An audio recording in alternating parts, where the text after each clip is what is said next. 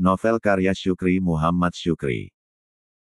Lebih 10 menit dari pukul 8.30 waktu Indonesia Barat, kami telah menyelesaikan penanaman 64 batang bibit kopi disertai mantra Siti Kewi dan menancapkan bilah bambu di sisi batang kopi.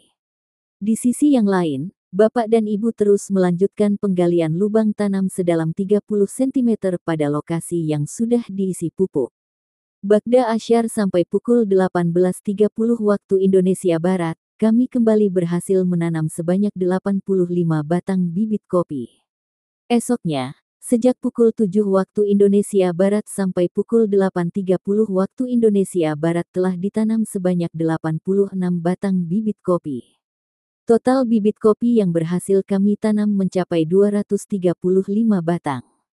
Atas sukses besar itu, Ibu sengaja menyiapkan menu makan siang istimewa, ayam bumbu sengeral, sayur tumis keloang, belacan depik, ikan asin dan cecah terong Belanda.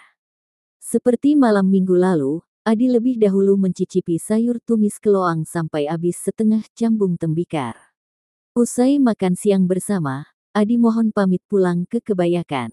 Alasannya, besok akan pergi ke hutan Ulung Gajah mencari balok untuk bahan membuat perahu. Dengan rasa haru, kami sekeluarga melepas kepergian Adi dari puncak Buntul Dedecer. Ini titip ayam sengeral untuk Aka Kebayakan, kata ibu sambil menyerahkan rantang kaleng kepada Adi. Sore Minggu, kami berhasil menanam bibit kopi Arabica tahap akhir sebelum masuk waktu paner Matanilo. Penanaman yang ke-1402 menandakan selesainya peremajaan kopi yang direncanakan. Tahap berikutnya tinggal perawatan dan pemupukan, termasuk penyisipan apabila ada bibit yang mati. Cara menyisip sudah ditunjukkan secara detil kepadaku.